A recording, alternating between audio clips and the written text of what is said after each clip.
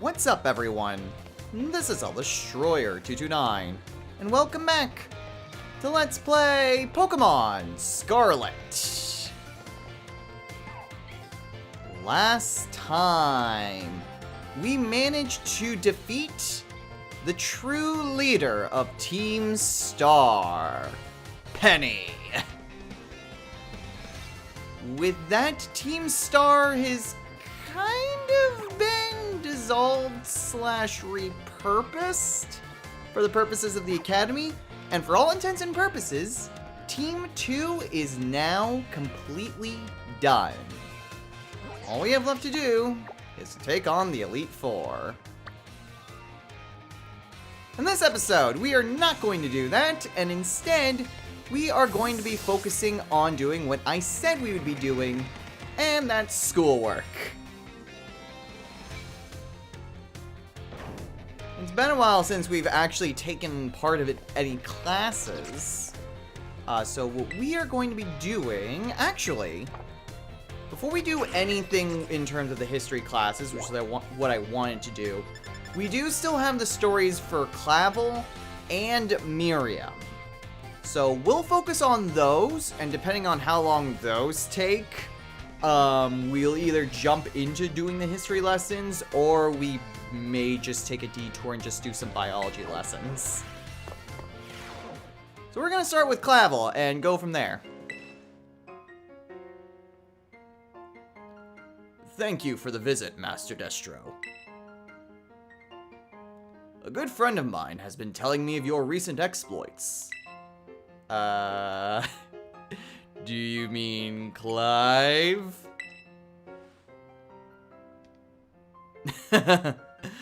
I'll leave their identity to your imagination. But now, lest I forget, there's another matter I would very much like your opinion on. Do you know what manner of gentleman's hairstyle is considered cool, as it were, among the youth these days?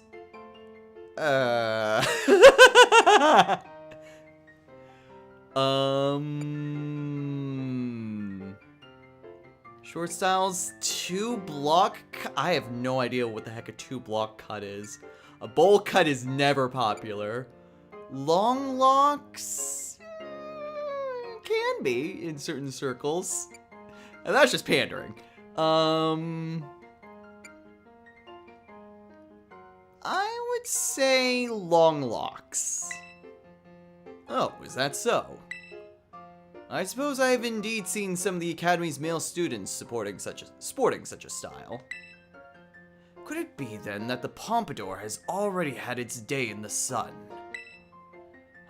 Perhaps I ought to consider a change of wig. That is to say, never mind. Thank you for your insight, Master Destro. It was most enlightening. Cool, I feel like that would have been a whole lot more helpful if we hadn't already finished all the Team Star stuff. Thank you again for your outstanding work on Operation Starfall. I cannot tell you how relieved I am that we were able to help Miss Penny as we did. And I know she is exceedingly grateful to you for your part in all of this. So, I have one more thing to ask of you, though the request is admittedly of a delicate nature. Do you think you could continue being good friends with Miss Penny, as you have thus far? Yeah, of course. I must say, I truly am glad to have you as one of my students at the Academy. I believe you more than earned this small token of my appreciation. Oh boy, a big nugget. I hope that you will always stay just as wonderful as you are now, Master Destro. Cool, we finished up Clavel's story. And his thing is just a big nugget. Alright, I suppose it's kind of a bonus reward, I guess, for getting through the Team Star stuff.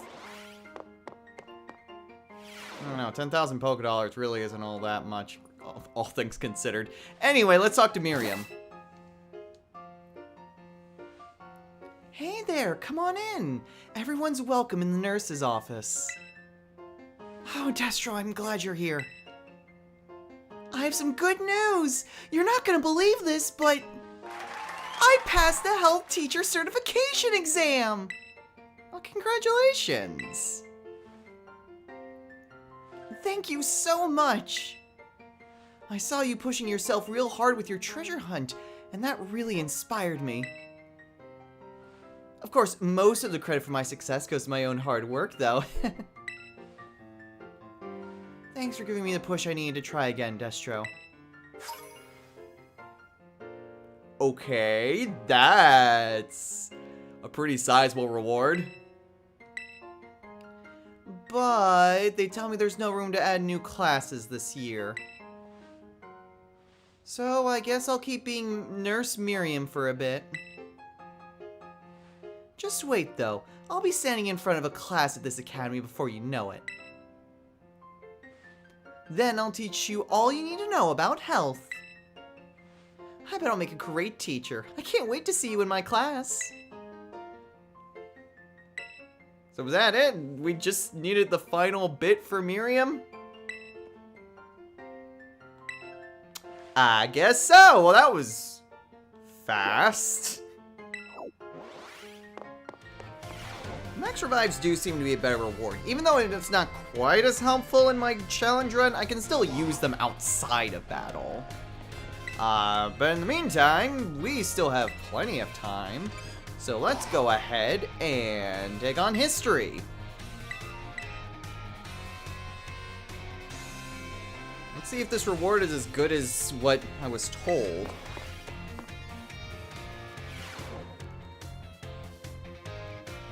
Greetings, my little students. Whatever you did yesterday, it is now a part of history. Today, we will continue to unravel the marvels that history has presented to us. About 2,000 years ago, this region came under the rule of the Paldean Empire.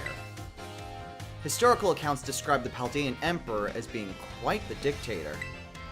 This emperor also zealously believed the legend of the treasure that rests deep within Area Zero. I must mention, the civilizations of our ancestors were not as developed as ours is today. People back then were far more likely to believe in mysterious legends, magic, and things beyond human comprehension.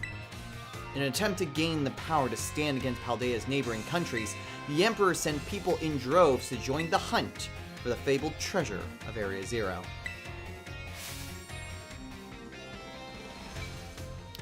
Perfect timing to make eye contact, young Destro. Answer me this. Approximately how many years ago was it that the Paldean Empire began to rule this region? 2,000 years. That is correct. You are a surprisingly clever one, aren't you? I see you're listening intently to my lecture. The answer is about 2,000 years ago. That is when the great era of exploration began. However, it is said that not a single adventurer sent out by the Emperor ever reached the depths of Area Zero. Was it the punishing journey itself that barred their way? Or perhaps some unknown creature?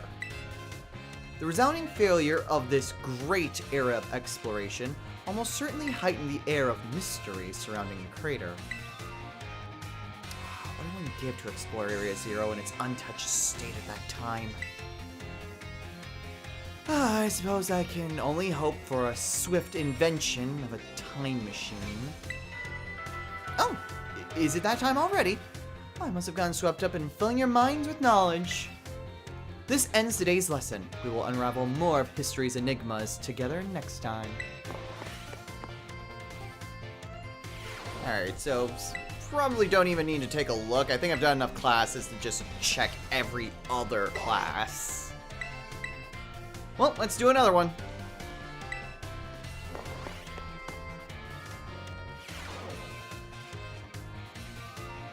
Greetings, my little students. Whatever you did yesterday, it is now a part of history.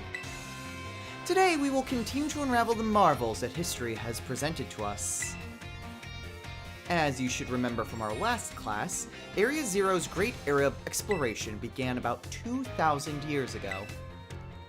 This era lasted for approximately 1,000 years, but not a single soul was able to venture all the way to the deepest reaches of Area Zero. Having poured much of its human and financial resources into the exploration of Area Zero for so long, the Paldean Empire fell into decline. 200 years later, or 800 years ago, the Empire and its surrounding nations united into one entity. This was the formation of Paldea as we know it today. Yes, this very academy where you're now filling your young minds with knowledge was also apparently established at that time. In fact, this school building, though certainly having undergone repairs through the years, is just as it was when it was built so long ago. This very structure is a piece of history. Things of old are truly splendid. I would certainly prefer it not to have the Pokeball portion, though, a relatively new addition. Ah, perfect timing to make eye contact, young Destro. Let's see if you've been listening to my lecture. Tell me, approximately how many years ago was this academy of ours established? 800. Correct. I see the look of concentration. Your face was indeed just that. I hate nothing more than when a student only pretends to listen. This academy was constructed exactly 805 years ago, to be precise. In other words, your academy here is 805 years old. At the time, it offered state-of-the-art faculties and a uniquely innovative curriculum. As such, people used to say, those seeking knowledge need look no further than the oranges of Paldea. That's right, they're referring to Naranja Academy. It is said that this proverb of sorts was even used outside of the Paldea region. Oh, is it that time already? I must have gotten swept up in filling your minds with knowledge. This ends today's lesson. Our next class will be our midterm exam. Bring the wonders of history to the forefront of your minds in preparation. I wonder how exactly that proverb would go when you're playing Violet. I guess look to the violets, because it says the orange and I immediately think like the fruit sort of thing. So maybe it is the violets of Paldea and it's kind of referring to the flowers. Alright, well let's take on the midterm. Oh, actually, no, not quite yet. We should have... Nope, she doesn't have anything more for her thing. Okay. Well, midterm it is then. I honestly completely forgot what her first lesson was. Ah, well, I'm sure we'll be fine.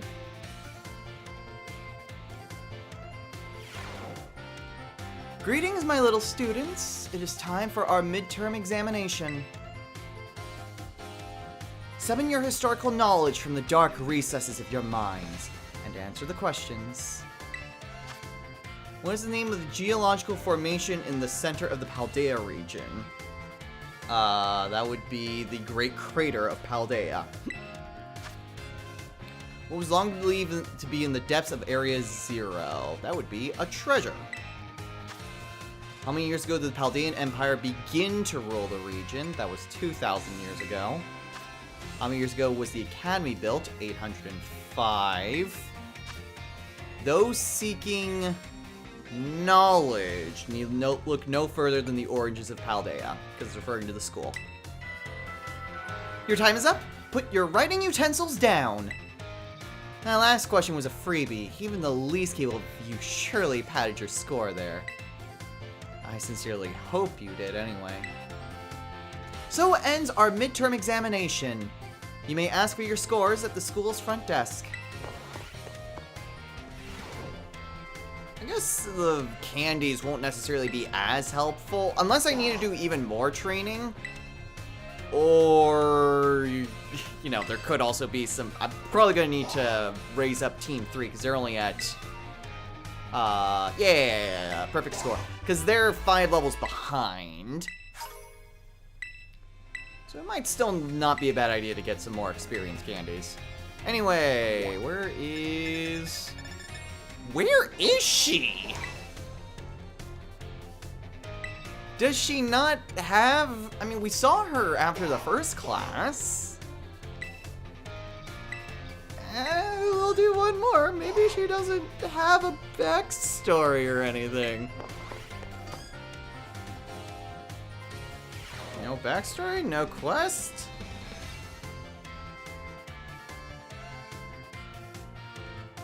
Greetings, my little students. Whatever you did yesterday is now a part of history. I was hoping to continue unraveling the marvels that history has presented to us today. However, I imagine your ability to concentrate has been spectacularly derailed by my midterm. I suppose changing things up for fun and variety may be a good idea every now and then. So, allow me to tell you an old fairy tale that has been passed down in Paldea for generations. Once upon a time, there was a king who very much enjoyed collecting treasure. He was particularly fond of treasures from other countries. One day, a merchant from the east heard rumors of this king and came to meet him. The merchant laid out 4 treasures in front of the treasure-loving king. The 4 treasures were as follows: a vessel, a sword, a set of tablets, and a set of beads. Seeing such rarities before him, the king leaped for joy. He showered the merchant with gold coins and claimed all 4 of the treasures for himself. Perfect timing to make eye contact, young Destro. Answer me this. I said that one of the treasures was a set of tablets. What do you think these tablets were? Wooden planks for writing on, handheld electronic devices, you know, a Sheikah slate. Or medicine that you I'm thinking... writing tablets. Correct, your daily pursuit of knowledge serves you well. These particular tablets were wooden and used as a writing medium in the East in ancient times. As you may know, they fell out of popular use as paper became more universally available. For the king to consider these paper substitutes treasures, they must have been of superb quality. That, or perhaps they had some amazingly profound teachings written on them. So the king obtained these 4 treasures, and on that very night, it is said that a terrible disaster rained down upon his castle, reducing it to rubble by dawn. Oh, is that time already? I wasn't done with my story, but alas, so ends today's lesson. If you're interested in how the story ends, you may come see me outside class hours. Maybe now we'll get more with interacting with her? Let's take a look. Probably in the faculty office, if I'm gonna guess. No, she's in the entrance hall. Was she always in the entrance hall? I am going to look very ridiculous if she was here before. Oh, well, whatever. Why, if it isn't Destro from Class 1A. Are you perhaps interested in the rest of the old tale I told you in class? Okay, no, this is definitely new. Of course. It is convenient that you would take the bait I presented in class. A vessel, a sword, a set of tablets, and a set of beads. After obtaining these 4 treasures, the king's castle was destroyed. Why, you ask? Because these 4 treasures were actually 4 Pokemon. I kind of figured that was the case. Because it's the same Pokemon that are tied to the stakes, I think. As these Pokemon were passed from human hand to human hand as treasures, they slowly became tainted by hubris and greed.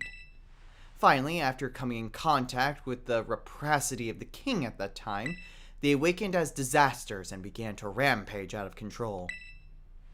The king called for renowned Pokemon wielders to defend the country, and after a fierce battle, these incarnations of disaster were quelled. It is said that these 4 Pokemon were then sealed away somewhere in Paldea. Yeah, they are the sealed Pokemon. So, what do you think? Would you say this story is just make-believe? I don't think so. Very astute of you. I've read many historical disaster reports, personal journals, and the like.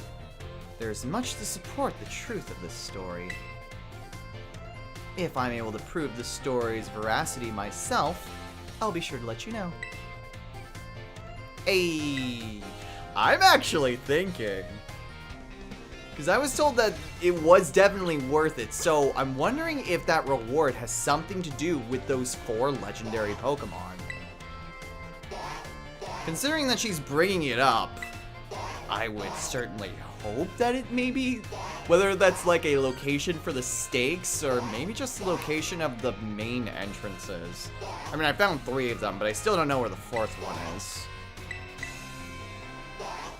Oh, well, whatever, I can speculate all I want, but if I want to get the answer, better take on more classes. Greetings, my little students. Whatever you did yesterday is now a part of history. Today, we will continue to unravel the marvels that history has presented to us.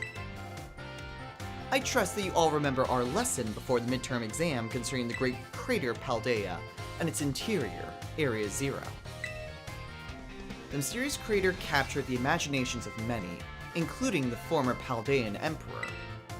200 years ago, a group of explorers claimed to have finally reached its depths.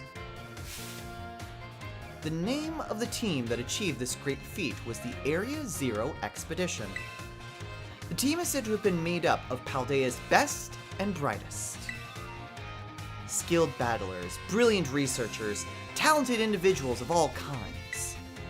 Among the list of team members was the name of a man who was an author and brilliant natural historian, Heath.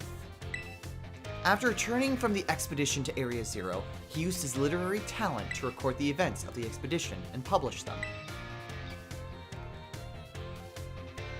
Perfect time to make eye contact, young Destro. Let's see if you were paying attention. What was the name of the team that first made it to the deepest reaches of the Great Crater? The Survey Corps. That's a different game. Area Zero Expedition. Correct. To pick up on and remember the term I simply slipped into the flow of the lecture, you really are quite the clever one. The correct name for this team was the Area Zero Expedition. The record of their activities, written by the expedition member Heath, can be found in bookstores and the like even today. This record is now known as the Scarlet Book. At the time, the entire region of Paldea was absolutely buzzing about Area Zero. The Scarlet Book was so popular that practically everyone had a copy. However, the book itself was full of fantastical descriptions and illustrations of things that could never be thought of as real. The masses began to call Heath a liar.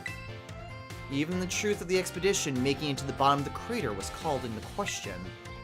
The Scarlet Book was condemned to the shelves of used bookstores as just another book of wild paranormal stories. There's a copy of one on the bookshelves on the ground floor of the entrance hall. Feel free to have a read if you're interested. Oh, is it that time already? I must have gotten swept up in filling your minds with knowledge. This ends today's lesson. We will unravel more of history's enigmas together next time. I'm sorry, there's a copy of the Scarlet Book here? I'm wondering if it's just the stuff that you just see on the bookshelves. Because I haven't seen or read, like I see these green books. I mean, yeah, like I see all these books here. Student registry, wait, what? This book contains thorough records of the Academy students and when they attended. Some of the pages have parts torn out. Oh, that's interesting. Must have been due to the Team Star incident. Academy rules and regulations. Dress students all wear their Academy Friday uniforms at all times. Hairstyles left to discretion. Behave properly. Addendum. During the independent study, students may travel throughout Paldea. Great Crater Paldea remains strictly off. Okay, already stuff that we've heard about earlier. I don't know. I think it is just the different stuff that we see on the bookshelves, admittedly. don't think, like, the full... Oh! Hey, she's right here. Wait, what? Maybe she's just there in general. Yeah, I don't really see anything else. Yeah, I think just the different aspects of the Scarlet book are there. Because we've been reading of different... I mean, I already know the term. We already read different Paradox Pokemon in these different books. Plus, there's Great Tusk. So, I mean, we've seen excerpts of it. But, whatever. Onwards to the next class. Greetings, my little students. Whatever you did yesterday is now a part of history. Today is our last class, so I'd like to unravel the marvels that history has presented to us one last time. In our last class, I taught you about the Area Zero expedition of 200 years ago, correct? Alas, 200 years is not that long ago. Not that long ago at all. How unfortunate that our history lessons must march so inexorably toward the future. Would it not be more of an adventure to march toward the past instead? To start from our present and study history in reverse. You know what? Sure. So you agree with me, do you, Destro? However, I am afraid I risk incurring the wrath of our dear director if I stray from the curriculum. I suppose I have no choice but to let the flow of time carry us toward the future. In this last class of ours, I shall fill your minds with the history of the terrestrial phenomenon. The technology behind Terra Orbs has its origins in Area Zero. Even after the Area Zero expedition supposedly reached the crater's deepest depths, others continue to explore that area. And so, around 140 years ago, Pokemon cloaked in a mysterious light were discovered there. And as you may have already guessed, these were, in fact, terrestrialized Pokemon. However, when those who discovered these Pokemon brought them out of Area Zero, the light faded, and the terrestrial phenomenon remained a mystery for quite some time. However, 10 years ago, that might as well be present day, a certain someone you have definitely heard of unraveled this mystery. Perfect time to make eye contact, young Destro. Answer me this. What is the name of the famous professor who unraveled the terrestrial phenomenon mystery? It's Sada, isn't it? It was Clav! Nah, it's totally Sada. Correct! To think that you, a new transfer to our academy, could correctly answer this question. You must be very diligent in your studies. Approximately 10 years ago, a professor named Sada unraveled the mystery of the terrestrial phenomenon. She discovered that the shining crystals down in Area Zero, or rather the energy they emit, is what causes Pokemon to terrestrialize. This led the professor to invent Terra Orb technology, and to develop a practical use for it. This technology was then shared with both the Pokemon League and our academy. Rumor has it that Director Clavel was one of the researchers on the professor's team. Alas, this story is much less exciting now that someone we all know appears in it. Modern history truly is dull, isn't it? Thus ends my history classes. Our next session will be our final exam. Bring the wonders of history to the forefront of your minds in preparation. I'm willing to bet that I won't actually be able to talk to her until... yeah, after the exam. Figured as much, worth checking anyway. Let's take on the final.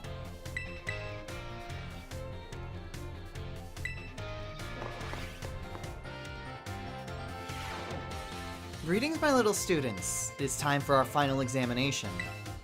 Summon your historical knowledge from the dark recesses of your mind and answer the questions. What is the area within the Great Crater of Paldea called? It is Area Zero. How many years ago was this academy founded? That was... okay, well, final is for the whole class, so 805 years ago. Which of these did not appear in the Paldean fairy tale about the four treasures? That would be a fan. A vessel, tablets, a set of beads, and a sword was the last one. Which Area Zero expedition member wrote the record of the team's activities? Was it a Fire Emblem Lord, a random thief, or Heath? I think Heath is another Fire Emblem character. Pretty sure that he's from Blazing Sword. Anyway, it's Heath. How many years ago did Professor Sada invent the Terra Orbs? 10 years ago. Your time is up. Put your writing utensils down. You must excuse that last question. It is too shallow and ridiculous to be on a history test. But alas, the director forced me to include it. So ends our final examination. You may ask for your scores at the school's front desk. Admittedly, there's nothing really wrong with kind of covering stuff that you can tell has had a major impact in history, even if it is modern. Heck, when I was in high school, like, there was, like, stuff in the textbook, granted at the very end, where it was closer to modern history, that talked about, like, 9/11. So, modern history still has stuff in history, and it's still important to learn about this sort of stuff. Anyway, 5 out of 5. Probably the easiest final yet. Anyway, 5 medium experience candies for taking on the final. And is she right behind? Yes, she is. She has not moved from her spot once. Destro, the time has come. Cursed treasures. The 4 Pokemon of Ruin. They exist! And I stumbled upon the truth in a newspaper of all places. In an interview piece with a carpenter, no less. The Pokemon wielders apparently used sacred stakes to seal these treasures of ruin in shrines. There's a separate shrine for each of the 4 Pokemon, and 8 stakes driven in the ground in the area surrounding each shrine to keep the power of ruin at bay. 8 of them?! So there's 2 stakes removes 1 chain. Oh, wait, well, some of them I think had 5. Whatever. Doesn't matter. God, that's a lot more stakes than I thought there would be.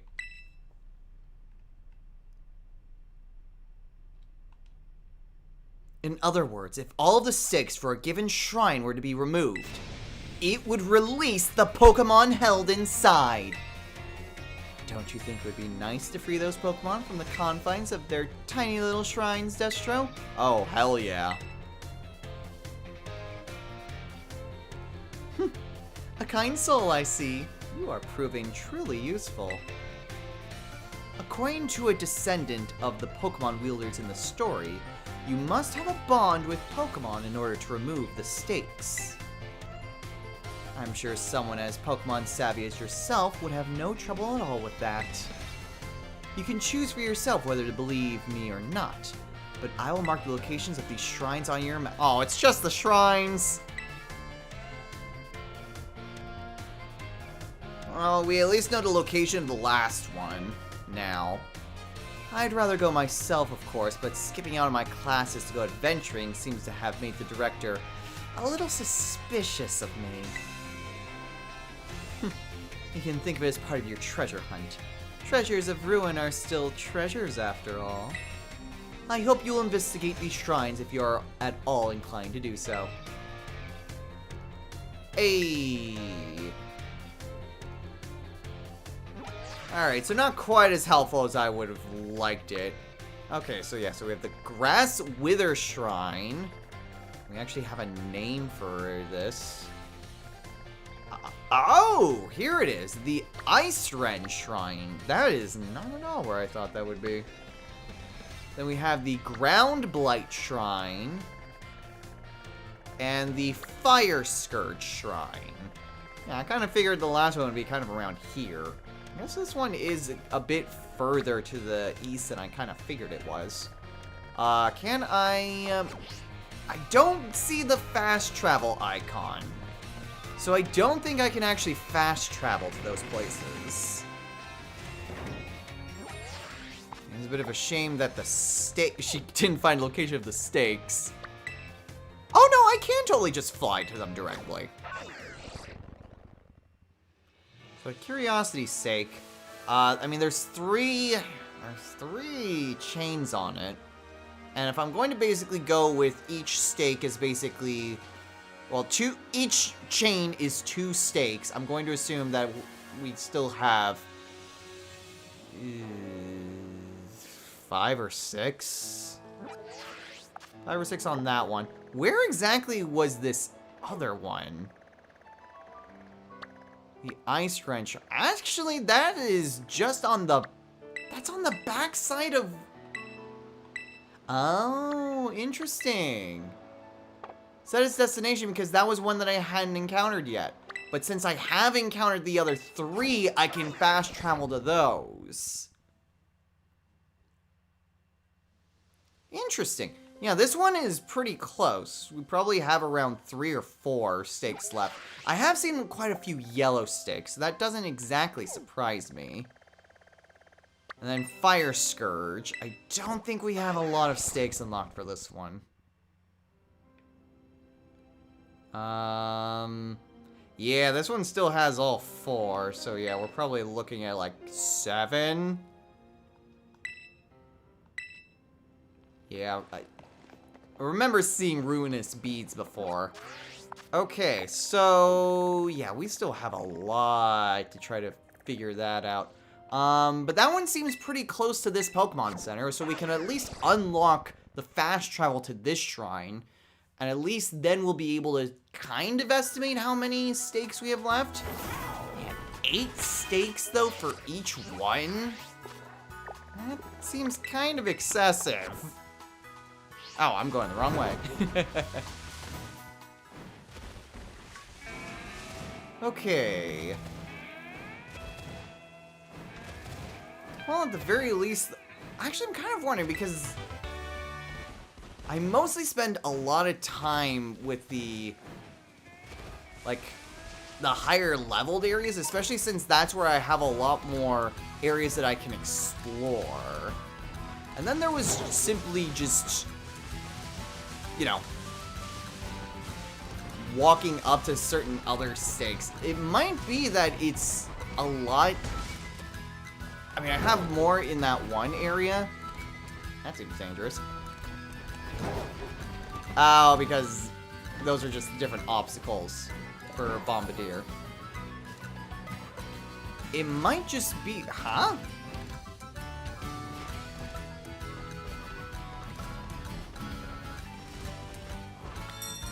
I've arrived at the destination. The destination is just down here?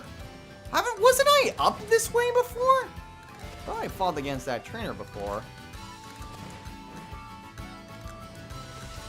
Huh. Well, this one I've gotten a pretty good amount as well. Herein lies the ruinous sword. Okay, so we're actually doing pretty alright in terms of getting the stakes on this one. Ooh. Terra Pokemon, which is... a Jolteon. Level 50 Jolteon. That's actually not that trick. I suppose we can maybe get a little bit of trading in. Flying Terra Shard. I have no idea what exactly it will be. Let's have Tarma out front anyway.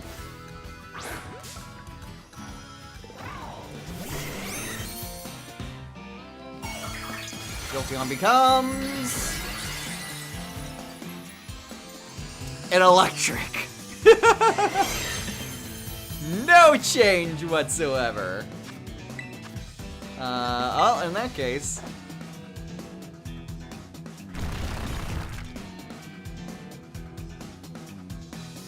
okay, Yawn is gonna be a bit of an issue to deal with. But already broke the Terra Shard on that. Alright, and close combat. Okay, well, at least now we got all the shrine locations. Bit of a shame that I don't exactly have the stake locations. I suppose that would have made things too easy, I suppose. A bit of a shame, but oh well. We're just gonna have to deal. At any rate, now is probably a good time to call it a day here. So, next on Let's Play Pokemon Scarlet.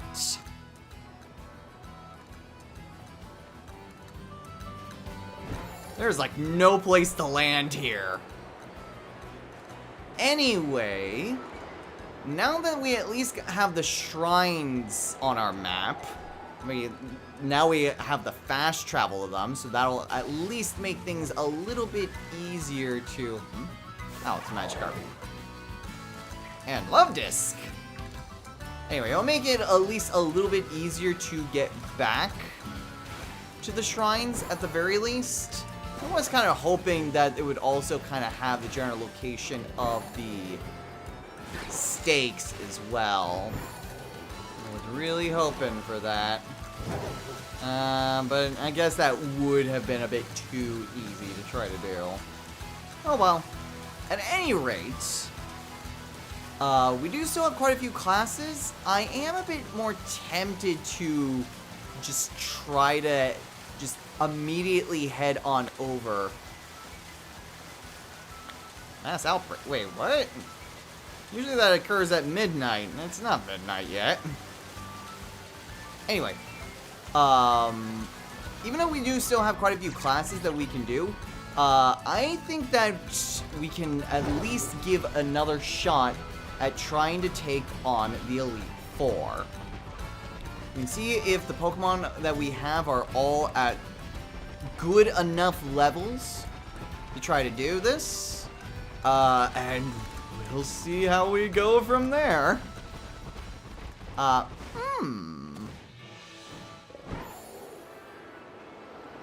we do that... Interesting. I didn't notice there was a cave back here.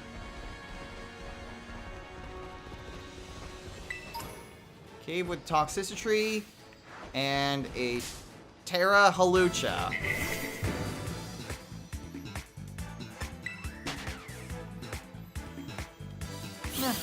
Interesting. And a lot of Salandits. Lots of Salandits.